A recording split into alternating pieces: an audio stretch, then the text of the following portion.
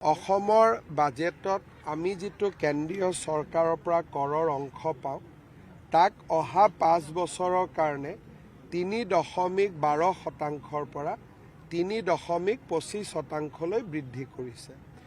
ইয়াৰ মূল কাৰণে হৈছে GST টু GDP, যে কোন ৰাজ্যই এতিয়া দেশৰ উত্তৰণত বৰঙণি আগবঢ়াব পাৰিছে। অসমে দেশৰ GDPত কণ্ট্ৰিবিউট কৰাৰ কাৰণে আমাৰ এইবাৰ শ্বেয়াৰ অফ চেণ্ট্ৰেল টেক্সেছত 3.12 পৰা 3.25লৈকে আমি পোৱা টকাৰ পৰিমাণ বৃদ্ধি কৰিছে। ইয়াৰ ফলত ৰাজ্য চৰকাৰে এই বছৰ 2000 কোটি টকা অৰ্থাৎ 2026-27 আৰু অহা বছৰ প্ৰপৰ্চনেটলি আমি উপকৃত হ'ম।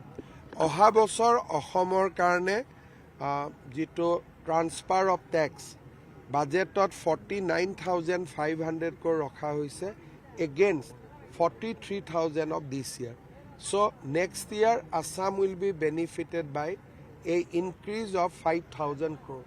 চ' ডেফিনেটলি আমাৰ কাৰণে খুব ইম্পৰ্টেণ্ট বাজেট হ'ব। অসমৰ কথা টুৰিজিমৰ পৰা কোৱা হৈছে, টায়াৰ 2-3 চিটিৰ কথা কোৱা হৈছে, আৰবান কৰিডৰ নিৰ্মাণ কৰাৰ 5,000 কোটি টকা দিব, য'ত নেকি টেম্পল আছে।